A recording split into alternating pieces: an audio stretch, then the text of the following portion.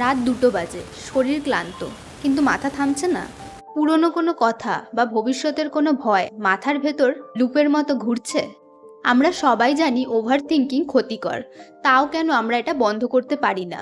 এর পেছনে কি কোনো বৈজ্ঞানিক কারণ আছে? চলুন আজ সংক্ষেপে জেনে নিই আমাদের ব্রেন কেন আমাদের সাথে এরকমটা করে। বিজ্ঞান বলছে ওভার থিঙ্কিং কোনো রোগ নয়, এটা আমাদের ব্রেনের সার্ভাইভাল মেকানিজম বা বেঁচে থাকার লড়াই। আমাদের ব্রেনের একটি অংশ আছে যার নাম অ্যামিগডালা। আদিম যুগে যখন মানুষ বনে থাকতো তখন বাঘ বা সিংহের ভয় থাকলে অ্যামিগডালা আমাদের সতর্ক করত। কিন্তু আজকের যুগে আমাদের সামনে বাঘ নেই, আছে কেরিয়ারের চিন্তা, রিলেশনশিপের কোনো সমস্যা সেটা নিয়ে চিন্তা, বা সোশ্যাল মিডিয়া কম্প্যারিজন। আমাদের ব্রেন এই মানসিক স্ট্রেস আর শারীরিক বিপদের মধ্যে পার্থক্য বোঝে না, তাই সে ক্রমাগত সমস্যার সমাধান খুঁজতে থাকে। আর সেটা করতে গিয়েই আমরা ওভার থিঙ্কিংয়ের লুপে আটকে পড়ি। কেন এটা বন্ধ করা কঠিন? এখানেই আসে আসল টুইস্ট। গবেষণায় দেখা গিয়েছে ওভার থিঙ্কিং করার সময় আমাদের মনে হয় যে আমরা বোধহয় কোনো সমস্যার সমাধান করছি। এই ভুল ধারণা আমাদের সাময়িক একটি কন্ট্রোল বা নিয়ন্ত্রণের অনুভূতি দেয়, কিন্তু আসলে আমরা সমস্যার সমাধান করি না, বরং একটা অন্ধকার গর্তের আরও গভীরে ঢুকে যাই। একে বলা হয় অ্যানালিসিস প্যারালিসিস। যখন আমাদের সামনে অনেকগুলো অপশন থাকে বা অনেকগুলো হোয়াট ইফ বা কি হতে পারে ধরনের চিন্তা আসে, তখন আমাদের প্রিফ্রন্টাল কর্টেক্স, যেটা সিদ্ধান্ত নিতে সাহায্য করে, সেটা ওভারলোড হয়ে যায়। ব্রেন মনে করে যত বেশি তথ্য প্রসেস করবে তত বেশি নিখুঁত সিদ্ধান্ত নিতে পারবে, কিন্তু তথ্যের চাপে ব্রেন জ্যাম হয়ে যায়। ফলাফল, আমরা কোনো কাজই শুরু করতে পারি না। তো এটা কিসের থেকে হয়?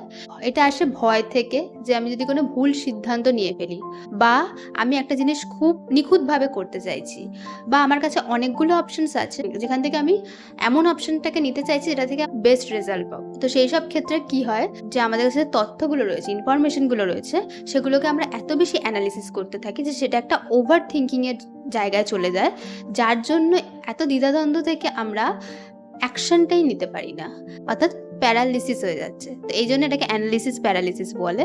একটা সহজ উদাহরণ, যেরকম আপনি হয়তো ভাবছেন অনেকদিন ধরেই যে ইউটিউবে ভিডিও বানানো শুরু করবেন, কিন্তু কোন টপিকের ওপর ভিডিও বানাবেন, কোন ক্যামেরা ব্যবহার করবেন, মানুষ কি বলবে, এইসব ভাবতে ভাবতেই দিন শেষ, কিন্তু ভিডিও বানানো আর হলো না। এটাই হলো প্যারালিসিস। তাহলে উপায়? আমি এখন 3টে টেকনিক বলবো যেগুলোকে ইউজ করে আমরা ওভার থিঙ্কিং করা কমাতে পারি। 5 সেকেন্ড রুল। যখনই বুঝবেন ওভার থিঙ্কিং শুরু হয়েছে, তখন উল্টো দিক থেকে গুনুন 5 4 3 2 1 এবং সাথে সাথে অন্য কোনো কাজ শুরু করে দিন। আমরা যখন উল্টো দিক থেকে গুনি, তখন ব্রেন তার অটোমেটিক চিন্তার লুপ থেকে সরে এসে সচেতন বা কনশাস থিঙ্কিং এ মন দিতে বাধ্য হয়। এটা আপনার ব্রেনের প্রিফ্রন্টাল কর্টেক্সকে সক্রিয় করে ওভার থিঙ্কিং এর লুপটাকে ভেঙে দেয়। Technique number 2, brain dump.